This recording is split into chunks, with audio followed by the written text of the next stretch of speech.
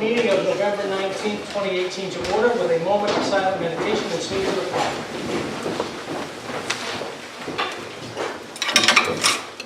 I pledge allegiance to the flag of the United States of America and to the republic for which it stands, one nation, under God, indivisible, with liberty and justice for all.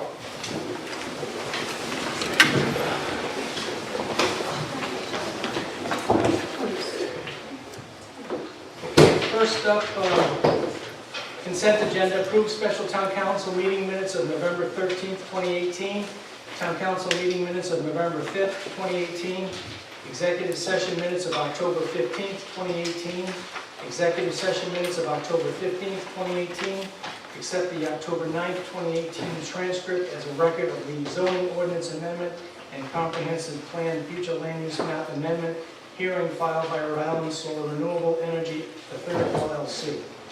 So moved. I'd like to move the poll November 13th, please. Okay. Did you say 13? 13th, please, yes. I make a motion to approve the consent agenda except for town council meeting minutes on November 13th. A second. Okay, motion made, second. All those in favor? Aye. What page? No pages, I just have it here. Oh, So, Motion to approve special town council meeting minutes on November 13th. Second. okay, motion made, second. All those in favor? Aye. Thank you. abstain. David abstains, yes. May I have a motion to adjourn? So moved. Second. All those in favor? Aye. Thank you. Turn the gavel over to the clerk. All right, David, Thank you. pleasure. absolutely. See you Barbara, soon. thank you. Done. See you soon.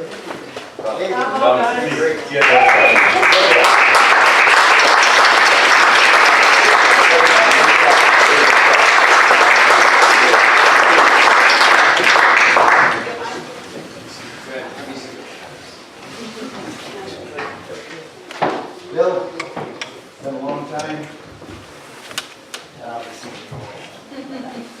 How about tears in your eyes?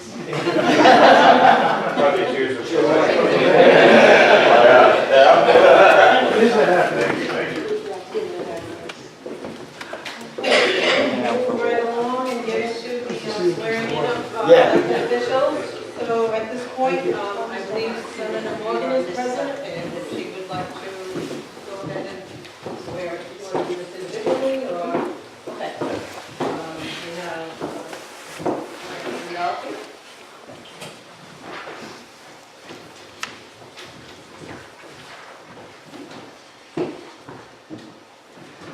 Would you raise your right hand, please?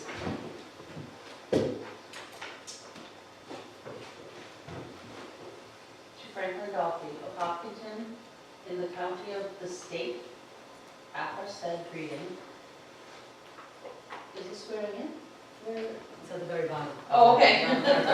Washington County, in the town of Hopkinton, this 19th day of November 2018, the above named Frank T. Randolphy personally appeared before me and solemnly swore that he would be true and faithful unto the state and support the laws of and Constitution, therefore, and the Constitution of the United States, and that he would well and truly execute the office of town council for the ensuing 2 years or until another be engaged in his room, or until he be legally discharged therefrom.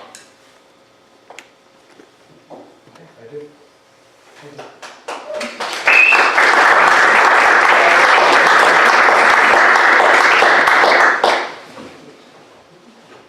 Okay. Thank you. Thank you very much. Now, Scott Silver.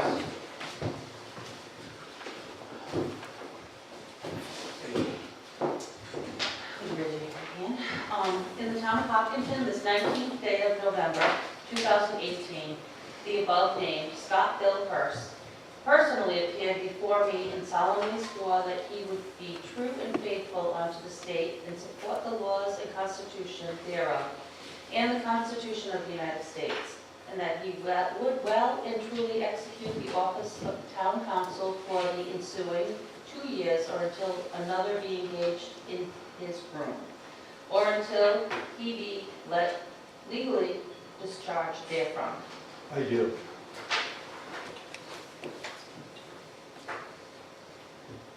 Thank you.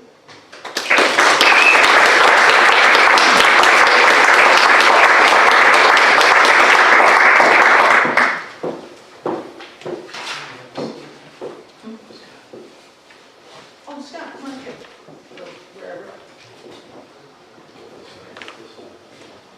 So if I'm going to go ahead and swear in the rest, I would like to have Sylvia Thompson, Sharon Davis, and Barbara Cavallo. I would like to have Brian. Oh, excellent, thank you.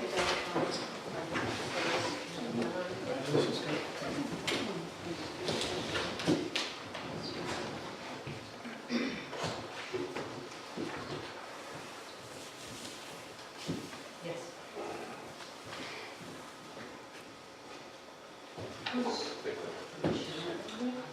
Sharon. Did you want to do this individually, or whatever you prefer? Yeah. Yeah, go ahead. Very good. How about you do your swearing in first? Yes. Are you all set with me swearing you in? Okay, if you would raise your right hand, please. I'll keep your hand closer, so I have to. The price of starting. Do you, Sharon A. Davis, personally appearing before me, do you solemnly swear that you will be true and faithful unto this state and support the laws and constitution thereof and the Constitution of the United States, and that you will well and truly execute the office of town council for the ensuing 2 years or until another be engaged in your room or you are legally discharged therefrom?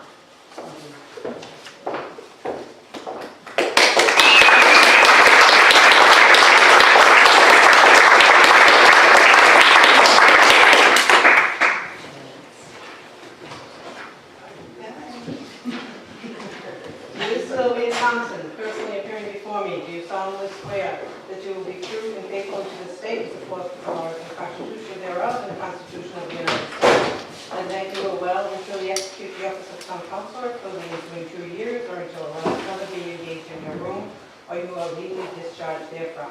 I will. Thank you very much.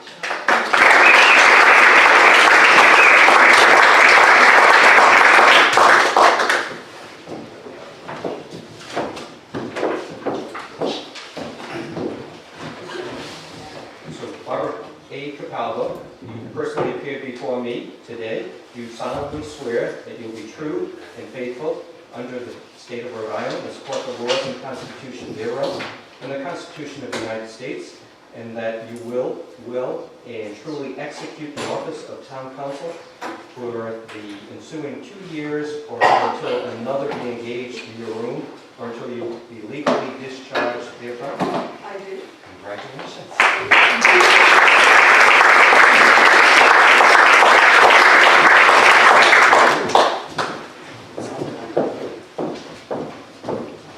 Is Matthew Burbeck here?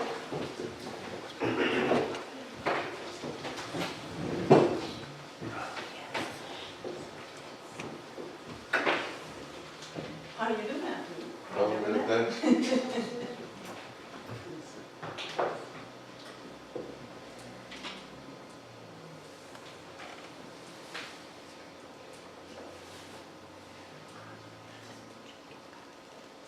Okay. Do you, Matthew Burbeck, solemnly swear that you will be true and faithful to the state and support the laws and constitution thereof and the Constitution of the United States, and that you will well and truly execute the office of the town sergeant for the ensuing 2 years or until another be engaged in your room and you're legally discharged therefrom? I do. Yeah.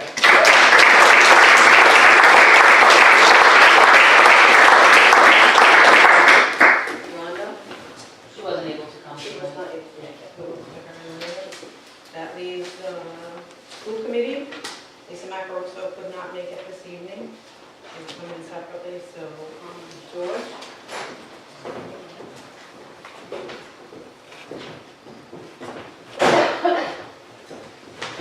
George? Welcome back.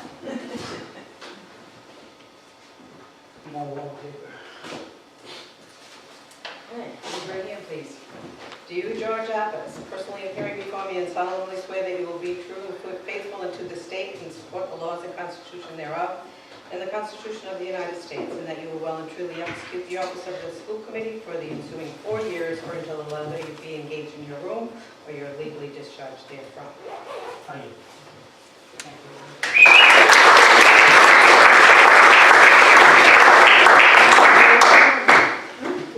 That's where you went. All right. You got your newspaper from somewhere? Yes.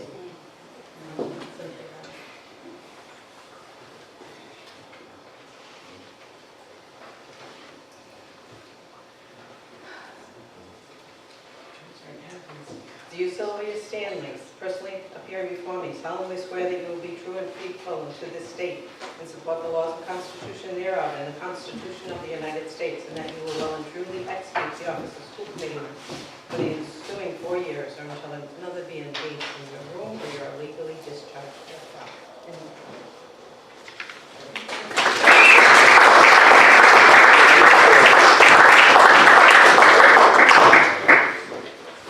So I believe that is everybody for this evening.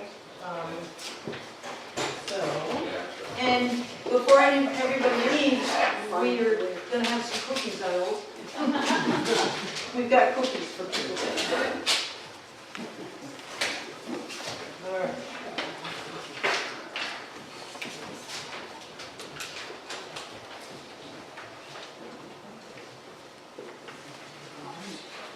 At this time, I will call to order the town council meeting of November 18th with the sitting newly elected and sworn-in town council members.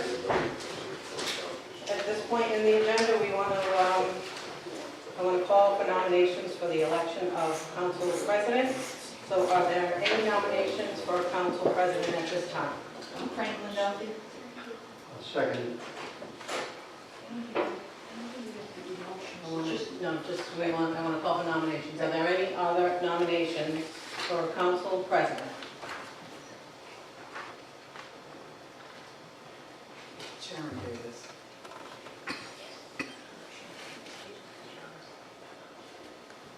Are there any other nominations for council president? Hearing none, at this point, I would like to call for a vote as council president, as nominated by Sylvia Thompson, or for Frank Landolfi. Those in favor? Aye. That was Sylvia, in front. Those opposed? Abstain?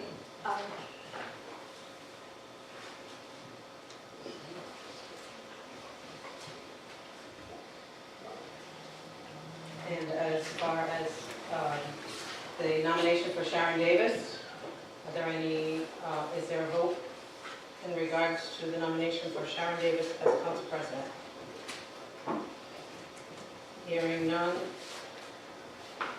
Franklin Duffy is nominated council president. Thank you.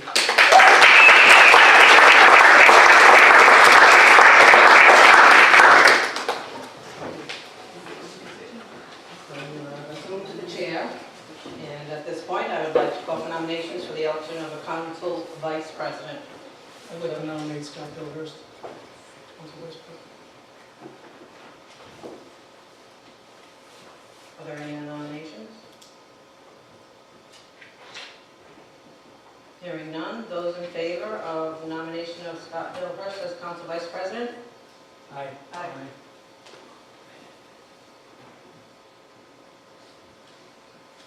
Those opposed?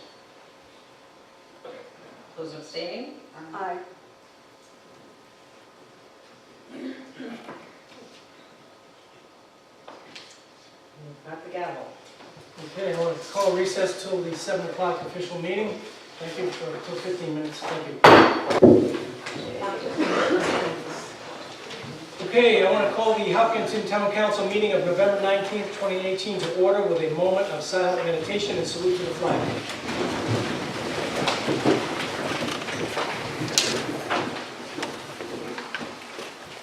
I pledge allegiance to the flag of the United States of America and to the republic for which it stands, one nation, under God, indivisible, with liberty and justice for all.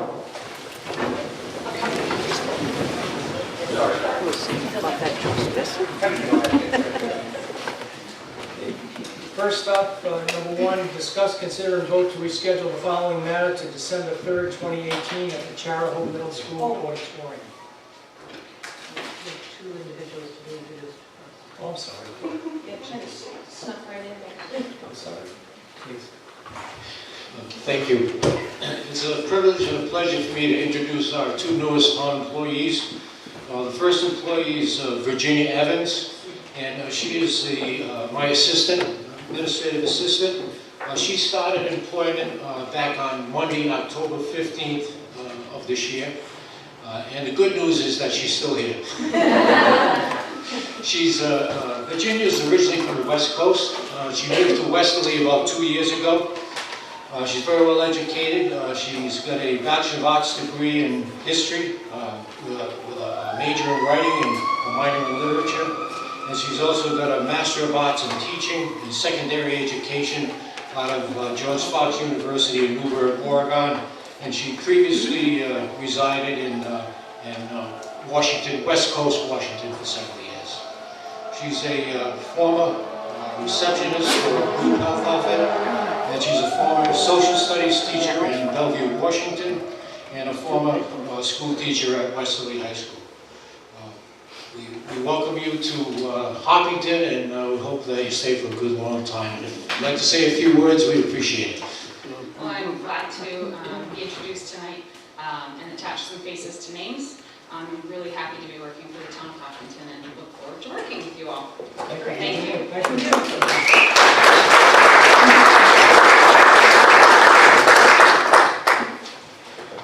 And our second newest employee is Tiana Zotman. Tiana is the new tax assessor senior clerk. She's also well educated. She graduated from Charahoe High School and from the University of Rhode Island with a Bachelor of Arts in English. She currently resides on Richmond Town Road in Carolina, and she replaces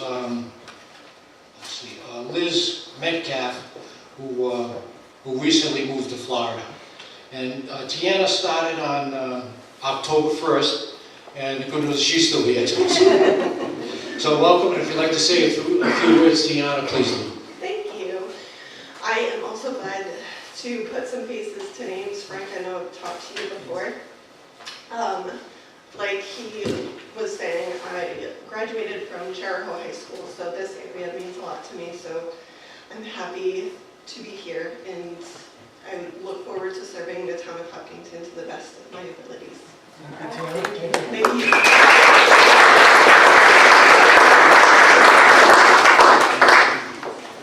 Thank you, Bill. Okay, discuss, consider, and vote to reschedule the following matter to December 3rd, 2018 at Charahoe Middle School auditorium. So moved. Second. Lisa, a motion made and seconded. Lisa, you have another? After the agenda was filed on the Secretary of State's website, I received a message from Mr. Epps with Atlantic Solar, and he asked for a continuance to January. So we will have to renotice the individuals that were surrounding them. I checked with the school district. The Charahoe Middle School is available all Mondays in January at this point. So I see that Mr. Epps is with Atlantic Solar. He represents the matter that's up on Main Street here, as well as the two Skunk Hill Road related matters. So what my question would be is whether or not you want to have all those three matters on one night, or to have the Main Street Solar, that's right up the street, on one evening, and then the Skunk Hill Solar on different evenings. You've got a different group of individuals who will be noticed, and that seems to make the most sense to me as well. So your meetings in January are January 7th, 14th, 22nd, and 28th. Usually January 7th is dedicated to renewals for campground license renewals, and the January 22nd is a Tuesday because of the Martin Luther King Day holiday, and that one is usually dedicated to commercial haulers license renewals. January 7th, you report about the Applicants are required to be present on January 22nd. The commercial hauler renewal applicants are not required to be present. So if you would let me know your preference. Sounds like the 22nd. Okay. Do you know when Chair Ho's going to ask us to come over for omnibus? I do not know. It's around that time. Yeah, I don't, whether they do it the second or third Wednesday. It would be, not a Monday night. so- No, it's never Monday. Yeah, but I have not gotten their schedule yet. So January 7th, I'm anticipating will be here, and for the renewals of campground licenses, and then did you want to schedule anything on the 14th on one of them, or did you want to just start with? I think it makes sense to try it on the 14th, because the first one on Main Street is smaller. So maybe, Maybe start that on the 14th, all right. and then 22nd. on the second do the Skunk Hill.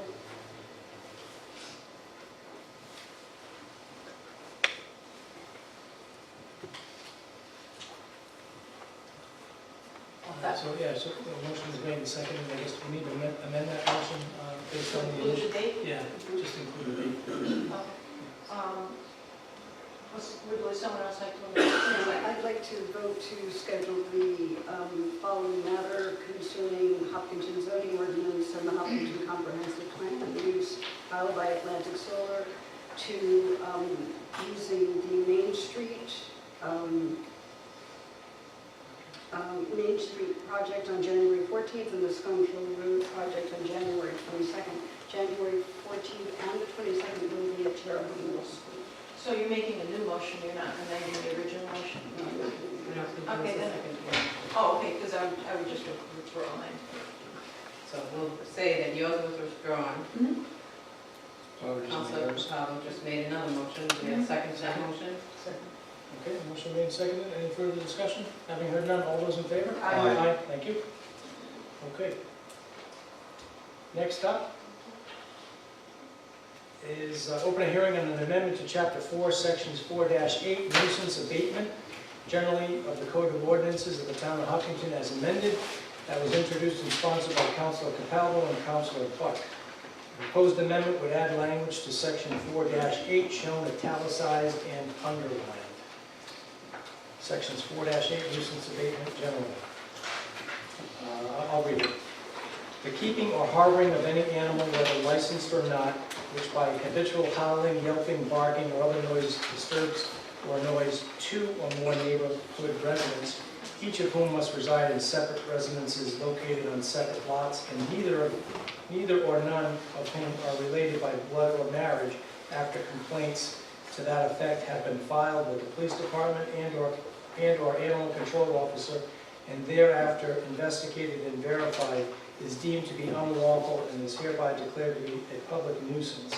After the keepers of the offending animals have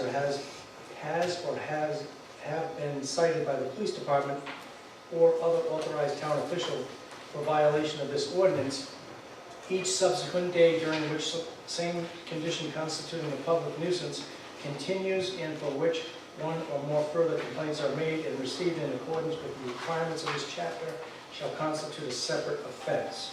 All of the sections of Chapter 4 to remain in full force and effect. This amendment shall take effect immediately upon passage. Council discussion, public comment.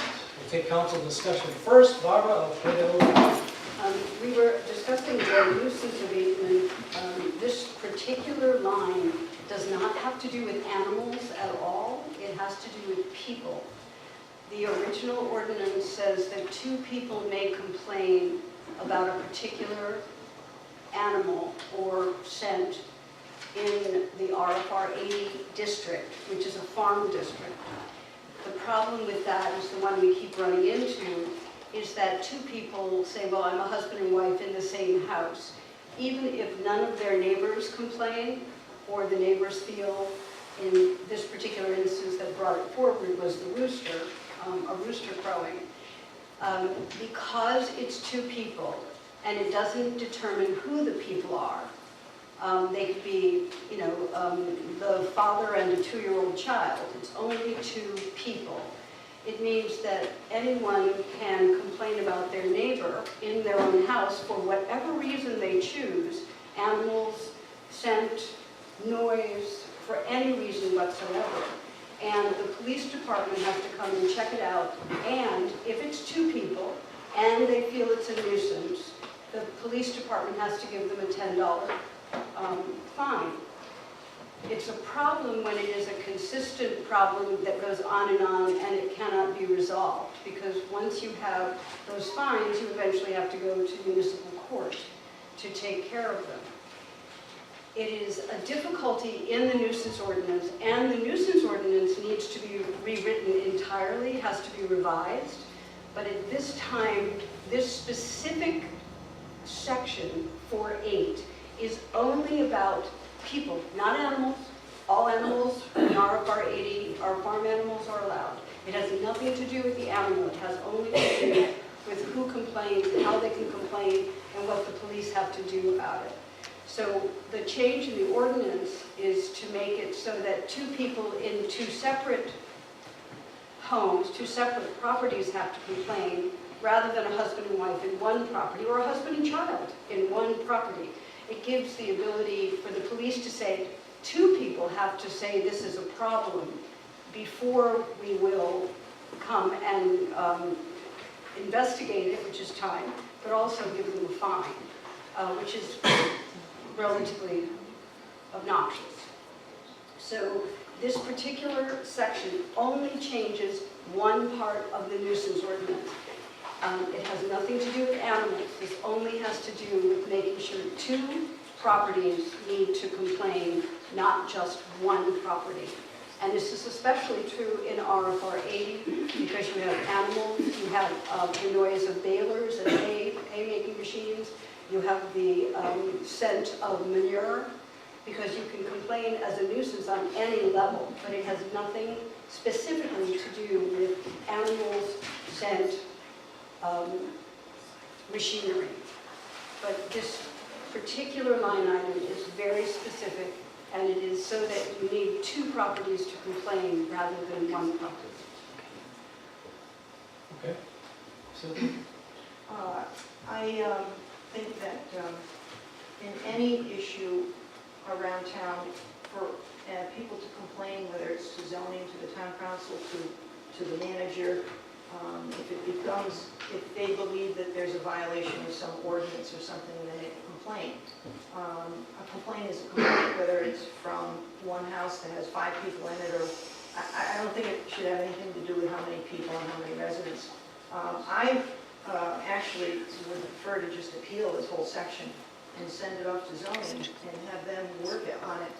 Or has been suggested by some people tonight that perhaps we need to exempt, I mean, it's RFR, you know, it's farming, residential rural, or rural residential farming, and animals, people should not have to worry if they have, if they live in a zone and they have a farm, or if they just have roosters or chickens or whatever is allowed in an RFR zone, farm animals. That's life. That's what Hopkinton's about. So whether you hear a rooster or hear a bull moaning because he can't go visit his girlfriend, whatever the noise, they do, and whatever the noise may be. So I don't think it should have anything to do with how many complaints come in. I just think that we don't want this sort of thing, and this should not be affecting people who are legally in zone where they could have animals. It's implied that they'll make a noise. They're going to make noises, sure. But actually farming is, I mean, if you just have a small piece of land, you're not going to be baling, you know, haying. Obviously, if you have more, you might. Or somebody might come onto your property and bale the area that you have a field or whatever. So anyway, I'm just not in favor of this rule, this new wording. And I think that I'd rather see it go through some staff and find out what are some of the real issues. It might be commercial kennels, for instance. But not farm animals. I don't think it has to do with that. The problem is it's an ordinance problem. It is not a zoning problem. The zone is perfectly correct, and the zoning board cannot change an ordinance, only the council can. So The issue comes back to us to change and revise the nuisance ordinance, which is a much bigger issue. But you need to, or I feel that you really need to take away the right of two people in one house to make complaints, and it's often constant complaints, can be daily or weekly to the police department because they can. If it's at least two properties, two separate properties, you have at least the chance for the farmer with the balers, with the roosters, whatever they have, to move forward and try to resolve it. But on occasion, and this has been the one that has been the problem in the past, not just in the present, we need to change it as an ordinance, and only the council can change ordinances, the zoning board cannot. Oh, I didn't mean the zoning board, I meant the zoning department. They're the ones who brought it forward, actually, to me to see if we could just change that one section so that the police aren't brought out, the zoning officer doesn't have to say it's a rooster, it's a farm, because it gets very difficult for the police and time-consuming for the zoning officer when one household complains about a neighbor, and especially in a farm zone, where you definitely have cows and llamas and roosters and hay balers and everything else. And you have the right, as a property owner in our property, to use these things without worrying about one neighbor that will decide that it bothers them at 6:44 in the morning. So I feel strongly that we need to change one section, and then we certainly do look at the whole thing as a separate, city. Okay. Sharon, any thoughts on the matter? Okay. I'm of an opinion with Sylvia. I don't think we should have something that really, when it's allowed by right, it's implied that they'll make noise. So, and I'm not really of the opinion either, Barbara, that you need another neighbor to corroborate whether you have a complaint or not. So I think the whole ordinance needs to be looked at, whether it's the solicitor, whoever else in the town that can perhaps look at it and make it tighter, I guess, and come back to us and give us a version that I'm just not willing to kind of vote on it myself tonight. I'd like to see it reworked, and I'm of the opinion too that this whole issue with having one neighbor versus another just is not a good situation. And I know it's really a reaction to the North Road incident, but that's a whole entirely separate issue in terms of that person didn't want to come forward. So, anyway, I think it needs more work, and I'd like to kick it over, like Sylvia mentioned, to some town staff and button it up and figure it out from there. I'd like to continue it. Mr. Hurst. Yes, as a person who is an active member of the Charter Chapter Future Farmers of America, and I have to confess I had at least 3 roosters in my life, so I'm guilty. And that's nothing to crow about either. But, my mother's people were farmers in Clark's Fall, the Bill family, so I've been around farmers all my life. I'm really concerned about a couple of things. And I would like to kick it back probably so we do something intelligent and we don't keep on revisiting it and changing it. We have something that's workable for all concerned, and have the zoning board and at least get there, because a lot of times people have to appeal things, the decisions of the zoning official to the zoning board. So I would like to have the zoning board look at it, but a couple of my comments. When you move into this town, you know what type of zone you're living in, whether it's RF80, residential, or whatever zone. So you like choosing to live in that section of Hopkinton, you know what that was expected in that zone. And And I also have a problem with, I think it's a legitimate concern to have pitting neighbors against neighbors, but that's human nature, I mean, some people, they just don't like the way you tie your shoes, I mean, whatever. But the other thing that concerned me was distance. And maybe that can't be worked out, but you can have somebody make a complaint and they don't even live remotely close to you. And I'm going to tell you, I live on Maple Court in Ashway, and I heard chickens from my house, and so we got chickens all over this town. We have them in Ashway. Everybody's got a flock of chickens. Whether they have a rooster, I haven't got a count. I don't know what the rooster population is in Hopkinton, but I would like to have the zoning board really look at that, so we have something that is really workable, and hopefully they will consider the zones that these animals are located in. And that's basically what I'm thinking about. The distance part, because different animals' noises carry, so maybe that's not a practical way, the distance aspect. But if you live in an RF80 zone, you might smell manure, you might hear animal smells or whatever, any of the things that would normally be associated with agriculture. So I'm a little concerned about that. And I know North Road in particular there's a lot of houses on North Road, and I noticed when you go up North Road, there's a lot of people have chickens. I mean, I don't know what the chicken population on North Road is, but if you go up the road, there's quite a few places that sell eggs, or there's chickens up there.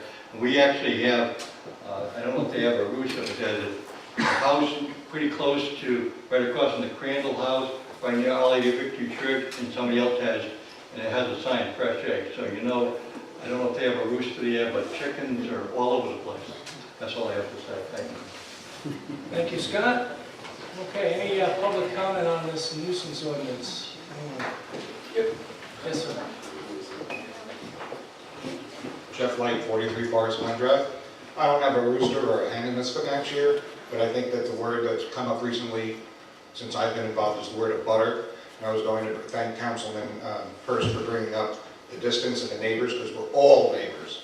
So I just was going to bring to the attention, maybe considering the council use the word of butter when considering their decision. Thank you for your time. Appreciate it. How you doing, council members, community members? Glad everyone's come out today. A lot of this is stemmed, most of you guys know that I'm the rooster guy. Known around town, unfortunately. Excuse me, sir, your name? My name is Jeremy Ballmer. I moved to this town unwillingly as a child. I've lived here my entire life. I love the place. I know the majority of the people in this room I can look at and recognize Cumberland Farms all over our community. The biggest thing that I've taken out of this is really that as a community, we are a whole. A lot of times people look for a mountain to shout from the top of. Facebook happened to be mine.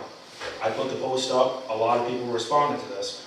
As silly of an issue as it sounds to everyone in this room, people in our community, it's kind of a laughable thing, but at some point it has to become serious, because it's become very serious for me. To say that it hasn't consumed a large part of what my life is in the last 2 months would be an understatement, because I own my own business. I live in this community. I can't go to Cumberland Farms without someone, speaking to me about this rooster, because you know what? A lot of people here are concerned about what's going on. And people are in fear of the fact that they could be, dealing with what I'm dealing with, which is, if we took a simple look at even what this is right here, which are single documentations of criminal offenses that I've been called against by one person in my community. We're talking almost 100 times that this man has called since 2004 and made complaints against people's roosters since he's lived here. So it's not an issue, for me personally, it becomes a lot more personal for me, because this has consumed a large portion of my life. People, I show up to look at a job, they say, you're the rooster guy.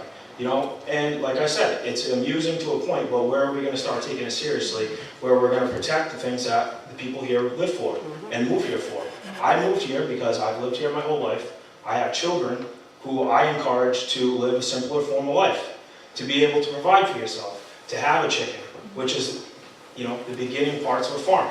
My kids were very excited. We got chickens, roosters 3 years ago, brought into my property. There was never a problem until I questioned my neighbor about what his motives were for calling habitually on everyone around him. And that's where this problem has all really stemmed from for me. So it becomes a town problem because everyone else is eventually going to be, you know, affected by this. So I would urge, you know, all the town council members or anybody else in this room with something to say it, because we are literally the last frontier. It is closing in around us. You look at Richmond, you need a permit to have a rooster. I mean, the people who founded this community would laugh at this today. They would laugh the same way people here chuckle to themselves and say, this is ridiculous. So at what point is someone going to stand up and say, these are the fundamentals of our community? I'm going to stand for that. I'm not going to ask what my neighbor thinks. I'm not going to ask what somebody else thinks, because at some point it has to stop. Because every person that I've talked to in this community that has a standing place has agreed with me that this is ridiculous. But at what point is someone going to stand up and say, this is my community, this is where we live, and everyone that moves here either has the same, you know, outlook towards life, what's going on around us? Because I would never move to an airport and complain about the airplanes. I wouldn't move next to a railroad and say there's a railroad driving by. So the sounds that come with this are no more, you know, natural to me than hearing the 7 o'clock alarm, which I might add is going off at 6. But it's like, you know, come on now, it's a rooster. So at what point are we going to step up as a community and say, this is our community, this is who we stand for? It says on the crest, not to be silent nor caught off our guard. And I feel like if I had done any of those things, I wouldn't be here today, because I have the support of my community because I wasn't silent. And I wasn't off my guard, because this packet of paper right here is time consumed by myself, by my wife, by other people in our community to write letters, to, you know, enforce the zoning where it shows that I'm in the right to own these animals. So if we're going to sit here and, you know, let's not manipulate the word so much, but let's go with our common sense, where it's a rooster. It's almost, you know, it's like hearing a bird chirp. And to entertain someone's thoughts that is going to call this many times, that's not an exaggeration. I mean, that's paperwork, that's proof that not only, you know, this isn't a problem with a rooster. This goes a little further than this for me. Everyone else here is entertained by the rooster, but this goes further than me because my neighbor's not moving. I have to deal with this on a daily basis. So I say to the town council and the members of our community, let's stand up for what we believe in. Thank you.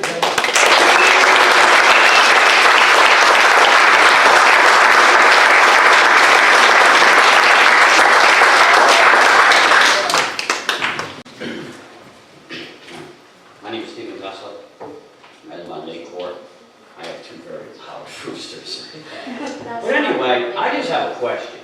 I mean, isn't this more like, I mean, what is going on is legal, right? It's perfectly legal, okay? So how can the nuisance law, like, play a factor in that? Like, how can I call and complain about a rooster that's crowing legally? That's... Yeah, it's a good question. That's why we're here tonight. It's implied that they'll make noise. It's allowed in RFR 80. Okay. So, yeah, so Councilor Capalbo had wanted to bring this forward because she wanted to make a change to the number of households that had to complain about the issue. I'm of the opinion if it's allowed by right, which it is, then just leave it be. That's my thoughts. And I think it is for Barbara too. I don't want to speak for her, but she just wanted to modify one aspect of the nuisance ordinance. So. The problem is that we can't, because of the way the nuisance ordinance is written, in this particular section 4.8, 2 people can complain in RFR 80 whenever they want about anything they want, which can be in one household. I think it's unacceptable in not only RFR 80, but in the town of Hopkinton, because we are a rural neighborhood. One household, yes, you can complain, yes, the police can come and check it out, But if you're going to be fined, if you are going to constantly aggravate a citizen for literally a legal animal or a legal right, this is unacceptable. This small change in the nuisance ordinance stops that. And that's why I think it needs to be done. I don't really think it stops it. I mean, it really doesn't. I mean, as a matter of fact, my road, I mean, I could actually, if I want, there's 3 people that live on my road, there's 3 houses, okay? And 2 of us can't stand our other neighbor. We could gang up on her with her dogs and we could ruin her. I mean, I would love to, but it's not right. I'm not going to, I mean, but it's, I just think that, why can't we just take that, you know, that law shouldn't apply to that, you know. Zone. Right, exactly, at all. In that case, we ask that we take that section out, we could annihilate it. That's possible. Right, I think that would be the best bet, right? Yes. Yeah, so I think we're all hopefully in agreement to kick it over to some department here and figure this out, because obviously it's allowed by right, and so we're not going to change that, so we'll figure it out, but I appreciate your comments, you know. Right on. I'm all for it. Thank you for your time. Thank you.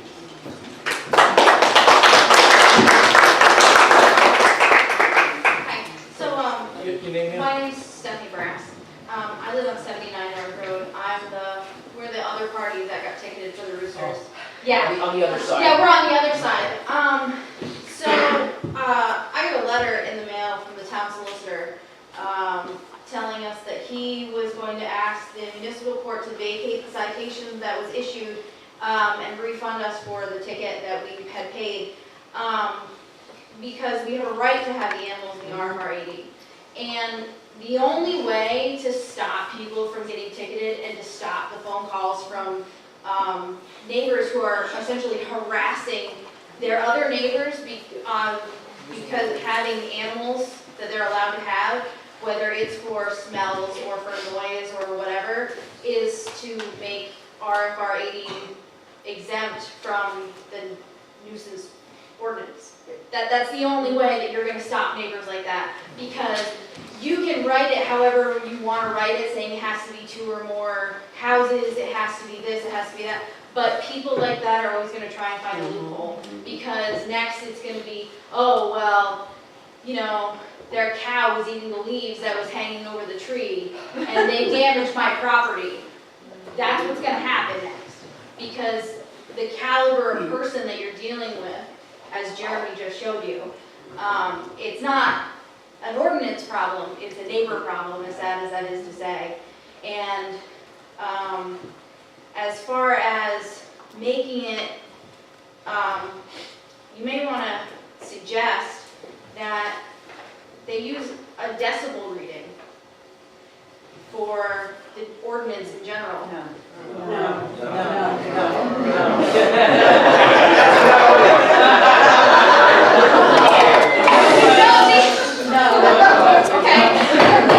have the noise police, we don't want that. The only reason I say that is people talk at 30 decibels without the microphone.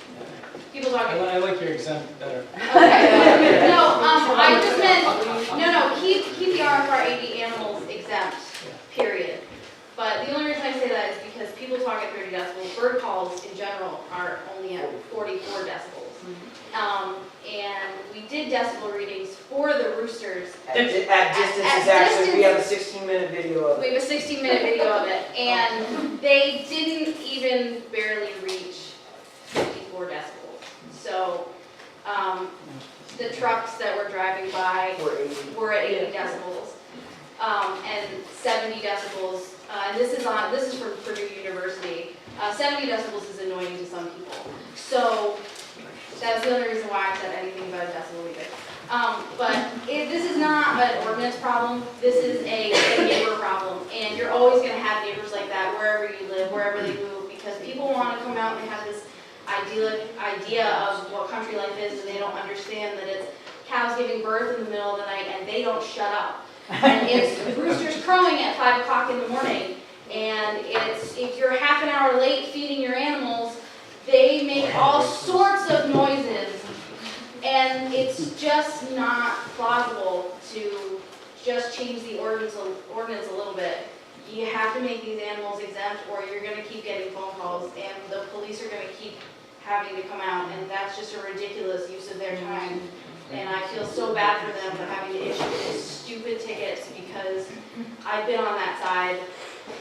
My husband and I were both military police, and we were issuing those stupid tickets for people, and it's so embarrassing for the police to have to go, here's the ticket for the rooster that you're allowed to have. I think that's about as close to entrapment as you can get. You're allowed to have these animals, but here's the ticket for them making noise. So, the only way you're gonna change that is by making them exempt. So. Sounds good to me.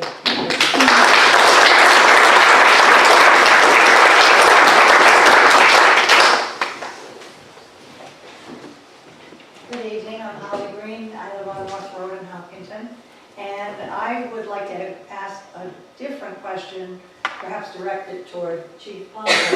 I too, champion what this lady said, I feel very sorry for the officers that have had to spend their time responding over 100 times to this ridiculous complaint. It's a waste of resources, it's a waste of our police who need to be other places. Is there any sanction against this man who's causing the waste of our resources? I know some of the officers who've responded, they're fabulous young men, and they don't want to come either. They know Jeremy, they went to Charahoe with him, you know, could there be some sort of fine for this person who's wasting the town's resources? Kevin may be able to weigh in on that. So there's a solicitor. Hi, I'm Kevin McAllister, I'm the town solicitor. Ms. Brass just quoted from one of my letters that went out on this. And another letter went to Jeremy, and another letter went to the neighbor. Not to get the chief necessarily off the hook, because he's invited to speak if he wants to, but I'd like to say that, to answer your question directly, the person has the right to file a complaint. So, is there a sanction for that? No. They have a right to make that complaint. The reason that I wrote those letters that went out late last week, that Ms. Brass referred to, the chief called me one day a few weeks ago and asked me to take a look at this. Normally I don't get involved with the municipal court matters. Lately I'm starting to, but the chief basically asked me to kind of brainstorm with him about this whole situation. And I came to the conclusion, which is I think part of my job as the solicitor, that the application of this ordinance made no sense to a situation where someone had an animal that made a normal animal noise, and that holding that animal on his or her property is clearly allowed in an RFR 80 zone. So after I reviewed the ordinance, I spoke to the chief, and our police department is excellent. They're very good about all aspects of police work, in my experience. And the chief and I talked about it, and he agreed with me that the best thing we could do now is to just address these two tickets that were issued recently about these roosters. Coincidentally, a few days after the chief and I had these conversations, Councilwoman Capalvo called me and asked me to take a look at trying to, fix the ordinance, not necessarily to address this particular rooster situation, but in general. So that's how that got here tonight. I guess they're kind of related, but these two calls and different things were completely separate tracks that just kind of converged here tonight. So the other thing I want to say is that it's in a town, any town or city, there's a book of ordinances, and they deal with a whole bunch of different things. And in an ideal world, every ordinance is consistent with every other ordinance, and every application of every ordinance is consistent with every application of every other ordinance, but it doesn't work that way. So this just isn't a good fit for rooster noise in an RFR 80 zone. It just doesn't work. So that's the conclusion I came to. The chief agreed with me, and that's why we're dealing with this municipal court situation for everybody involved. I have to say, in the interest of complete explanation, I got a nice email from the complaining neighbors. Basically said, we understand your point, just wanted you to know, it is a problem. But it was a polite email, and to me recognized that there is a right of people to have a rooster, and the rooster has a right to crow. So hopefully this is all going to work out for everybody, but I have to congratulate everyone who's been involved in this for being pretty classy about it, in my opinion. So hopefully it'll work out well for everybody. Ms. McAllister, can I ask you a question? Sure. Since this, this person complained, and the complaint is groundless because these animals are allowed, shouldn't there be a limit on how many times a complaint can go Well, on? the fact is there isn't, so that's why I was able to answer you directly. There's no sanction for someone who's exercising the right to make a complaint. That's not right either. And as far as anybody's rights, I can't give him advice, I can't give you advice. My client is the town, and particularly the town council and the town administration. I give them advice when they ask me. If they don't ask me, I tend to keep my mouth shut. But here we are. I'm not here to give legal advice to any individual person, but I'm just trying to explain to you as openly and candidly as I can as how this all happened. It seems to be headed in the right direction. Chief, I didn't mean to steal your thunder, but I just thought, as the council president just invited me to speak, I just thought I should explain the whole thing. So to answer you, Holly, they can complain, so we'll just deal with it. We have to make the best of Well, I thank this you for ordinance. that, and I have to agree that we have a very fine police department. Thanks, Holly.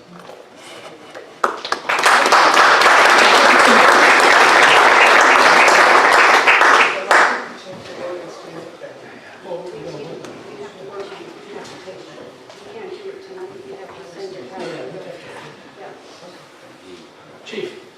Well, briefly, thank you, Mr. McAllister, for addressing it right after. Just to let people hear, number one, I'm happy that you're passionate about this, and I'm happy all about a rooster. This is not about the drive-by shooting, so sometimes the police department gets put in the middle of a neighborhood dispute, and if we sit on our hands and do nothing about it, it becomes a bigger problem. In this particular case, I'm going to call him Jeremy because everybody's name in this is Palmer. So. I give him a lot of credit. He came in here, my officers were very appreciative that he's been nothing but a gentleman. He did want to sit down with us, sit down with the complainant, we would like that. And a lot of times, some of these ordinances that we have give us a vehicle to sit down and try and resolve a bigger issue, which is the neighborhood dispute, and that's what we've kind of opened, and it has happened in the past with that ordinance, but more so with a habitual dog barker. So this is obviously more unique, and it is in the RF80. So that's what our goal was, and I also recognize that when it's in RF80, we are kind of treading on different ground. Ultimately, our goal was never to cite somebody for a $10 fine. It was to resolve a neighborhood dispute. And here we are now, and hopefully we'll move forward and resolve this bigger issue. So. Thanks, Chief.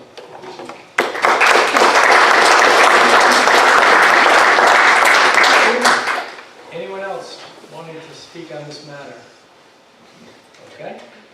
I'd like to suggest that, in light of everything that's come out, that we just close the hearing because we're going to look at the ordinance in total. And I think we should all look at it as well as sending it off to, solicitor, the zoning board, the zoning inspector.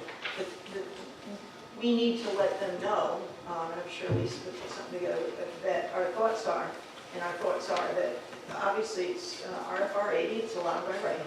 So we need to somehow make sure that an individual who may decide, oh, you've got a problem, and they look at ordinances and they want to see if something, they can come under some ordinance perhaps when they complain.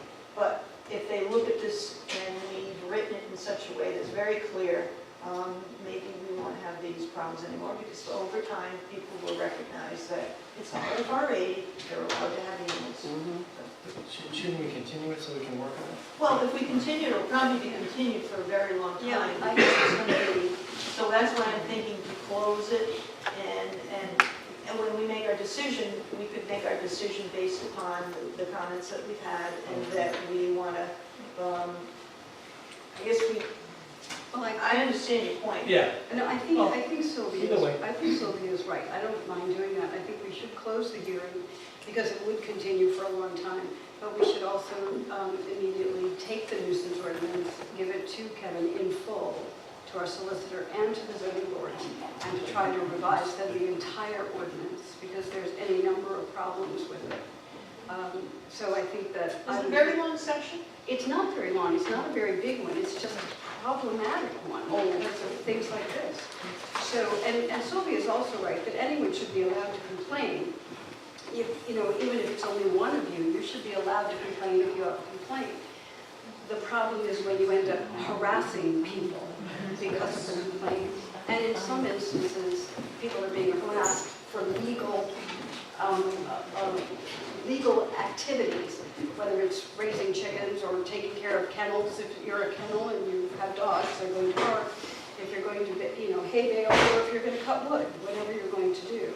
So I think that I would agree with Sylvia, we should close the hearing and give that to our solicitor, the zoning board, and look at the nuisance ordinance and have it rewritten, bring it forward again, and you're all welcome back to have a hearing and talk about it. Yes, Lisa. I keep hearing that you want to send it to the zoning board. I don't believe the zoning board will be the applicable board, but I think maybe what you mean is the zoning official. Okay. Zoning official, fine. So I'll make a motion. Yes, sir, Tom. What I would definitely recommend would be what we said, the zoning official. But I would also ask the town clerk to get copies of the nuisance ordinances from the other cities and towns. We've done that in the past. It is a great reference to see how they're all written. So as you're going through this, there may be things in other ordinances that would help. But personally, leave it alone. Leave it alone, it's farming.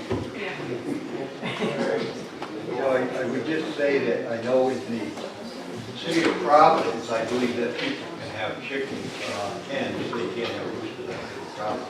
But even some of the urban areas, they actually allow people to have chickens, just as a point.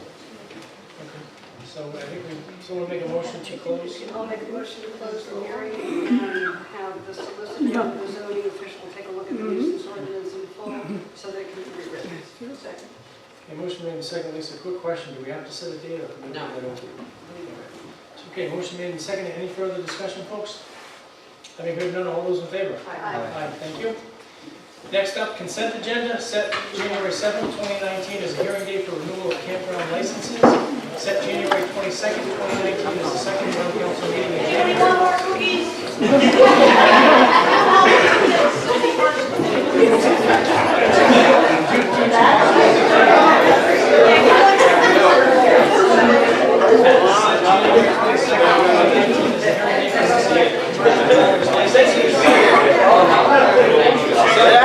Skip out. You guys just sort of finish up. Accept the following monthly financial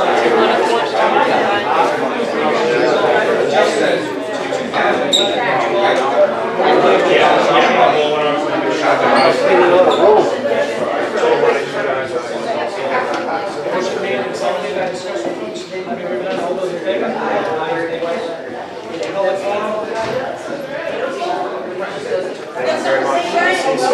Public forum.